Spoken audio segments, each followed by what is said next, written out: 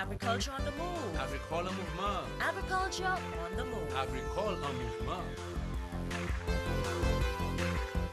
Agriculture on the move. Agricole en mouvement. Agriculture on the move. Agricole en mouvement.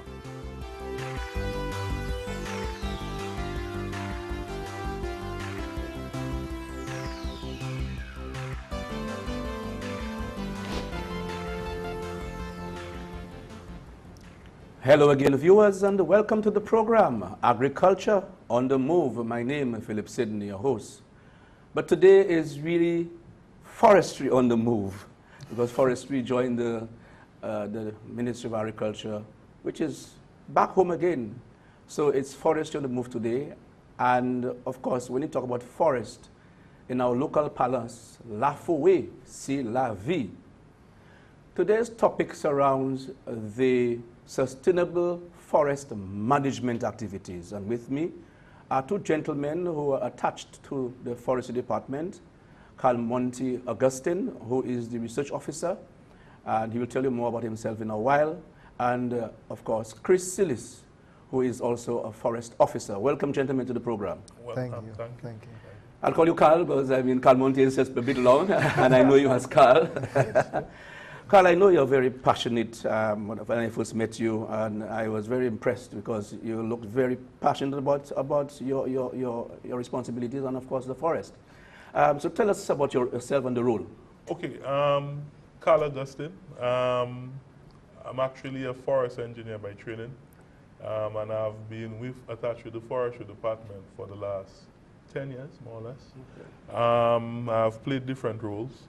I used to be in environmental education and ecotourism, and then I managed the Dennery Range for a few years, and I acted as research officer for a few years, with responsibility ranging between forest management and in some cases certain projects and so on.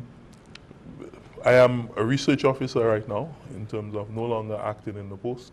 I am still responsible for what we call sustainable forest management, and with an attachment of the green economy, which signifies forestry new thrust into ensuring that what our activities support certain livelihoods and so on from the management of the resource.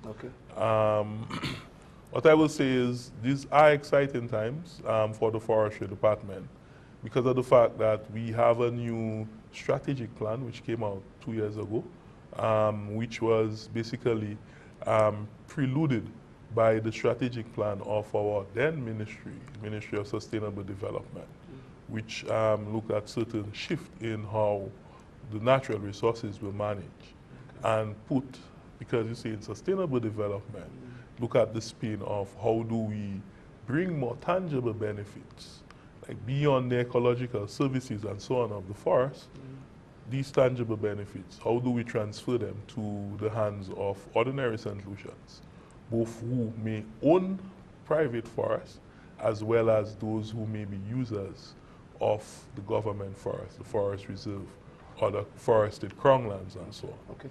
Yeah? Chris, to you, tell us about yourself. What's your role in the Forestry Department? Yes, so my name is Chris Sealys. As I said, I'm a forest officer with responsibility for the nursery and the herbarium. The nursery is basically a place where plants are propagated and are then transferred to the general public for tree planting exercise. It can be at a school, it can be to restore our forests for landslide and so on. The herbarium is a place where plant specimens are stored, preservation for research, and that is more of a scientific base. It's the only national herbarium on island housed by the Forestry Department, and it's very important because it allows us to have a place where all our plants can be researched, a place where our plants can be stored, and that persons who are from other countries, for example, we have a lot of student researchers who comes down to St. Lucia in need of information, and the herbarium is a place where this is actually done, and students from South Africa, from other institutions do come to the herbarium to find research. Okay, great. Karl, to you, just to extend what you were saying in terms of the sustainability of the forest, where is there a strategic plan, a 5-year plan, a 10-year plan? Like the Ministry of Agriculture, they're looking into the preparation of a 5, 10-year, 15-year plan for agriculture. Is that the same for forestry? Yes, as I alluded earlier, we recently completed our strategic plan, which is a 10-year planning cycle. And what we're saying is, yes, we have the resource, but we definitely have to have a strategic overview as to how we look at our forests. One of the things coming out of that strategic plan is to say that we're looking at forests globally. So usually when you have forest officer, takes you back to the forest reserve and probably other government lands that are forested, right? That's where we have the laws that manage, that give us the mandate to protect and to manage. However, we're saying that there's a lot of forests outside of the forest reserve. And in some cases, where you find some of the biodiversity hotspots, where we have a lot of wildlife, a lot of rare plants, and so on, these lands are sometimes not even owned by the state. You're talking about the dry forest, where we will have more diversity than in the rainforest setting, but most of that lands are actually in the hands of private individuals. Some of them are in the form of large plantations. Some of them may even be government lands, once used to be government lands, that have the use have been converted either through sales by the government or squatting by people and so on. So we're saying, now let's look at forests from the global point of view, because at the end of the day, if we're talking wildlife, if we're talking the diversity of species that we have, they are not just limited to the forest reserve. And one of the things that we actually saw, which that's one of the things where we say we're doing sustainable land forest management right now, is with the demise or the reduction in the banana industry, you had a lot of lands which were adjacent or in close proximity to the forest reserve, which were abandoned, and a lot of secondary forests. And in some cases right now, since you are approaching 20, 25 years since that transition happened, you have forests outside the reserve that can actually support wildlife and so on. The question now we had is, how do we build resilience in those lands? How do we keep them forested, right? But we recognize that one of the main drivers of changing land use and so on, the economics. So we check in if we marry the need for livelihoods for private landowners, and we can look at means of making people make money from their land while it remains on the forest cover, then they are less likely to change the use of it. Let's say if some magic crop appears, or let's say if some developer figure where this land is appropriate for some kind of development or the other, right? But we're also looking at it from this point of view, that these lands used to be productive at one time. That's right. They were contributing positively to the GDP of the island, to national development.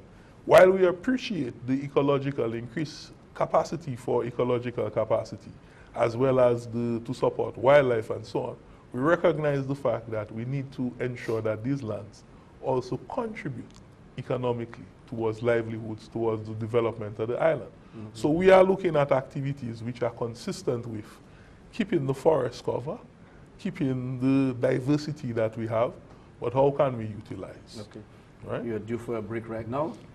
We are due for our first break. We're watching Agriculture on the Move. Of course, forestry is our hot topic this morning. Stay tuned. Agriculture, one of the pillars of St. Lucia's economic development, creating opportunities for earning a living for the farmer and his family. From the field to the kitchen, the St. Lucians are finding creative ways of using fruits, crops, and vegetables grown locally, from local seasonings to special brews, from aquaculture to the cultivation of local herbs for export. A strong agriculture industry strengthens the economy. The country needs your support, so buy local.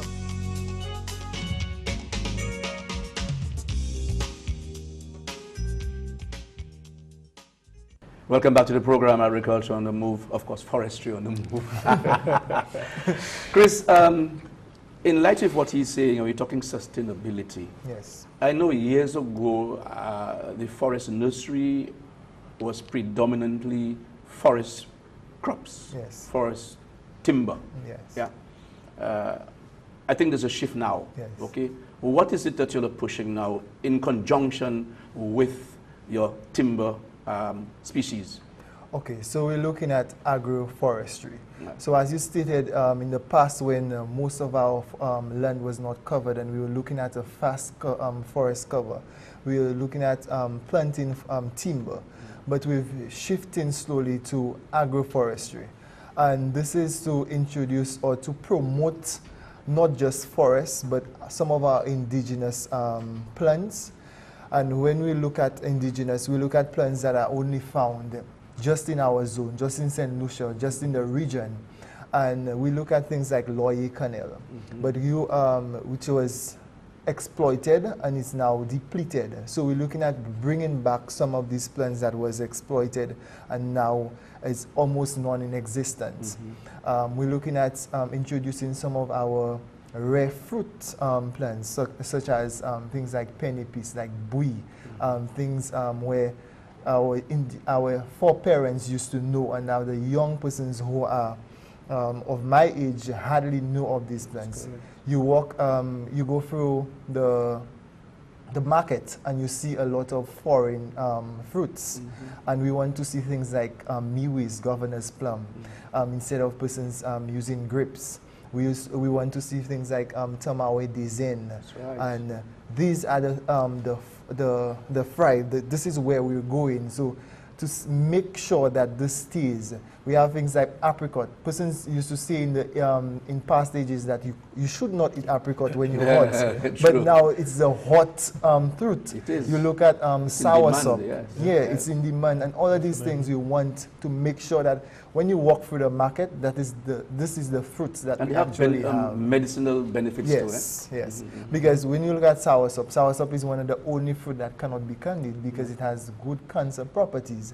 And many St. Lucians, you use almost everything of the soursop plant for medicinal purposes.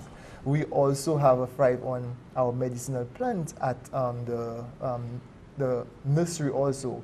We sell plants for medicinal use because we have a database that actually tells you of the different herbs that you could put and you could use just for, say, sometimes you have a headache, you have a bellyache, you have a hangover, which many persons have. Yeah. So there we're looking at a lot of this stuff and making sure that, hey, it is St. Lucia. We promote what is home and what is indigenous to our country. So you need to tell doing some about the hangover plan. Right? Need to use some of that. Sure. But what drove you all into that change, coming from just strictly forest crops and looking to that diversity that you talk about?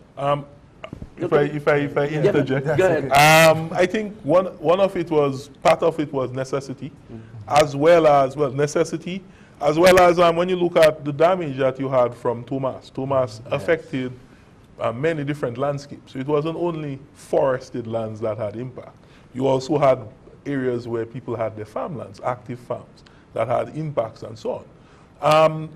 We also looked at it from the point of view now that our rehabilitation of especially things like our riverbanks and so on, these give us a great opportunity for us to plant certain trees that can have dual impact. The impact of restoration, rehabilitating the zone, stabilization, building resilience.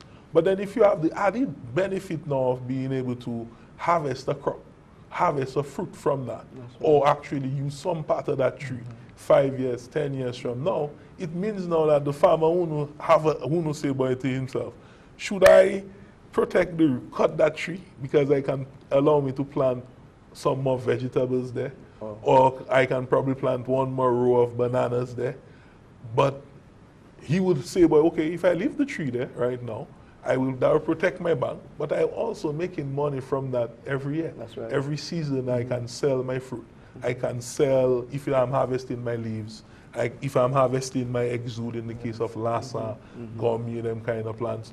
I can make value from having that protection on my bank and so How on. receptible are farmers to that ideology?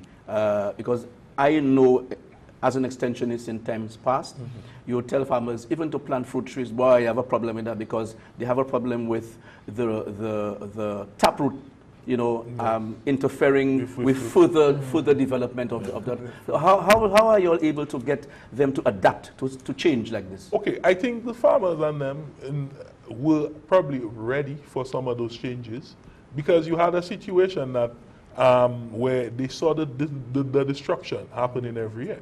So if, for example, you're next to a riverbank and you're seeing every year during the rainy season, even if there's no big storm, that you're losing a foot or so of land, then you recognize, hey, I can't get that back, I need to protect that.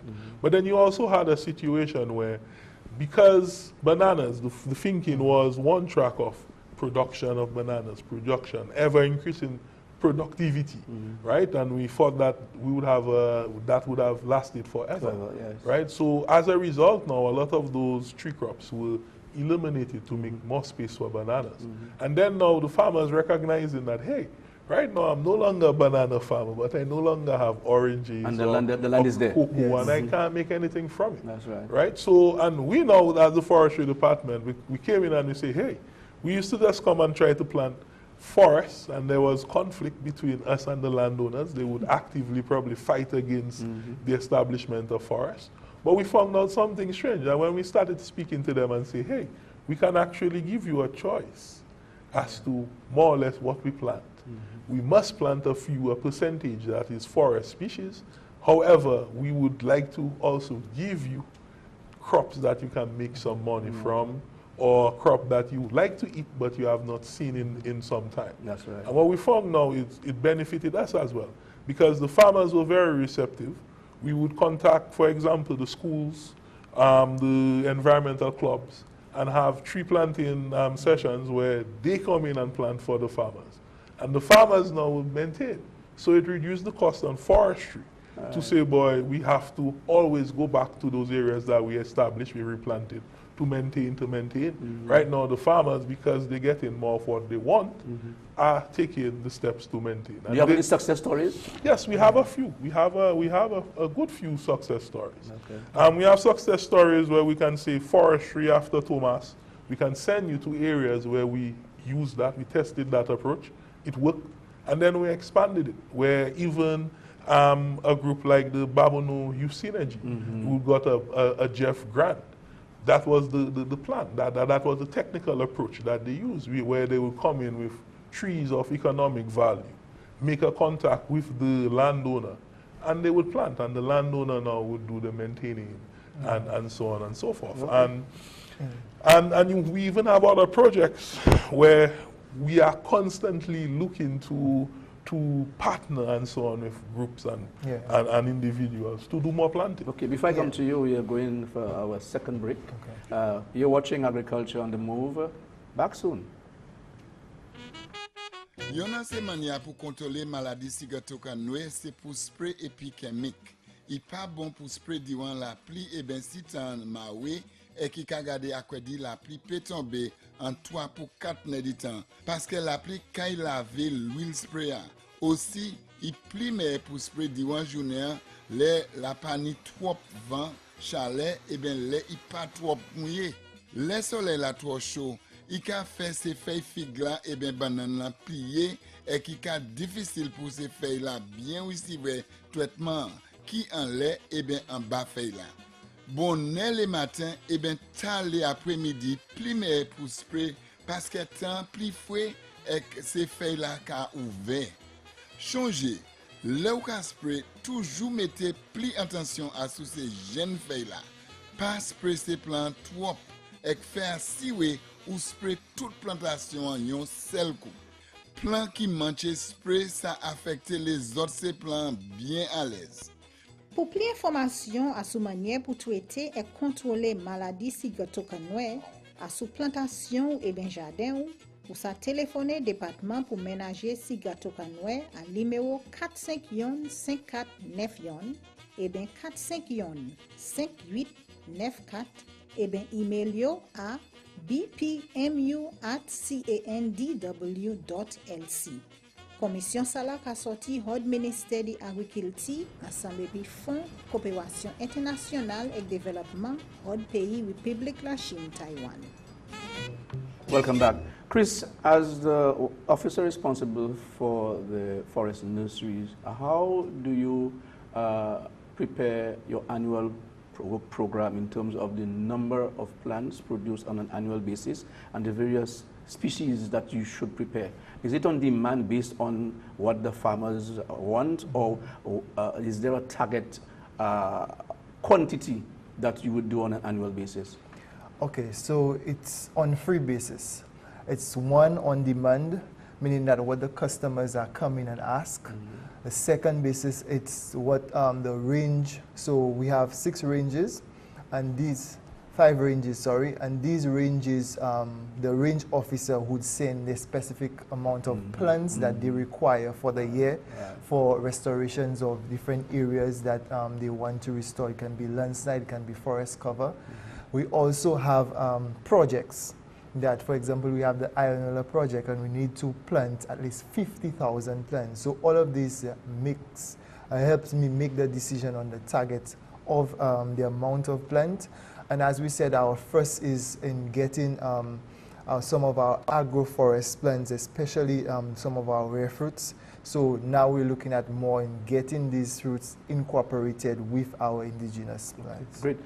Karl, years ago, there was a thriving Christmas tree program.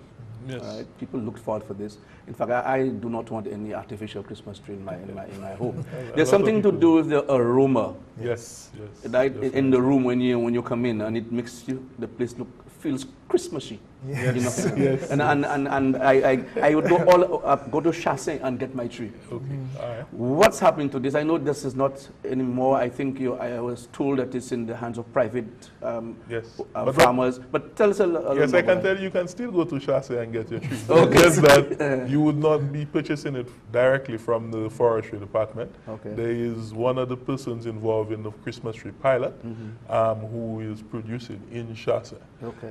What we have done is we recognize that for government, it is very difficult because of the structure for us to be in active business, right? So you find the costs are sometimes prohibitive, as well as we're not flexible enough in terms of how we can handle money and so on, right? Everything has to go according to the regulations, the standard operating procedures and so on. And we also recognize that the impact of the Christmas trees could actually be broadened to have an impact on livelihoods. So we decided to move it into private production. Okay. And we have, in the last 2 years, 2.5, 3 years, we have engaged. We started with, we targeted 5. We actually got 4 participants at the pilot. We tested different geographical locations to also see where would make more or less sense. Okay. And 3 are remaining and are active. All 3 of them actually had trees available for sale last Christmas. Okay. We are also right now looking to expand in terms of producing more plants that we can provide to them, but also expand the participation of people in the pilot. Okay, there are livelihoods apart from, in addition to the Christmas tree.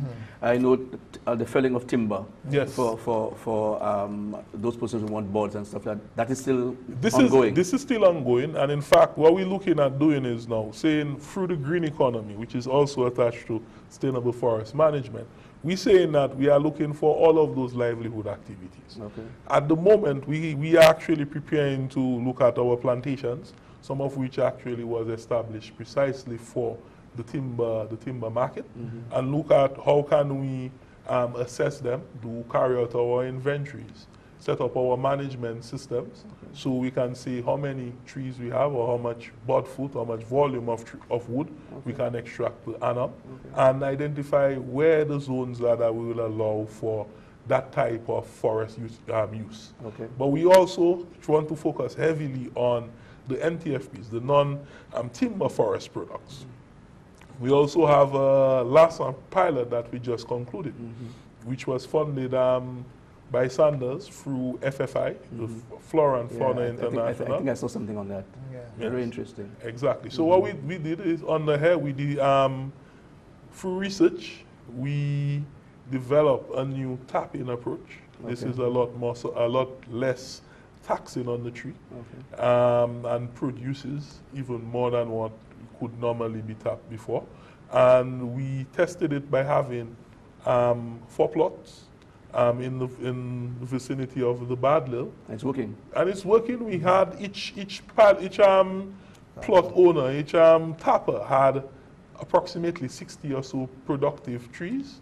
And over a 3 to 6 month period, we actually looked at the production rates and so on. Okay. But there are other livelihoods too. I mean, I know it's illegal, the marijuana production. Well, how are you interfering with the guys up in the bush, man? Well, I play devil's advocate there. Because, I mean, it is sustainable, and also it is some form of cover, right? Well, but you see, I will say it is not sustainable. I mean, okay, and that brings us to one of the areas of forest management, which is very important, which is our forest protection, all right, our surveillance and so on. We have an active surveillance unit headed by Mr. Brent Charles.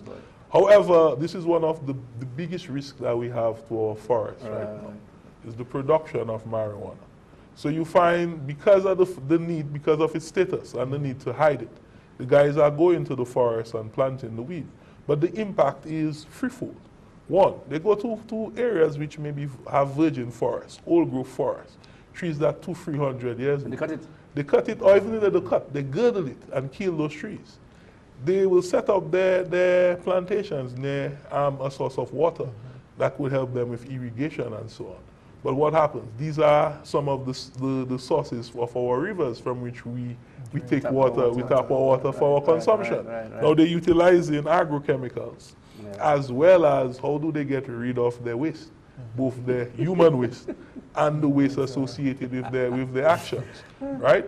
Now the third impact is the approach that we take in controlling. Since we have the police, we work closely with the law enforcement, and we go and we eradicate.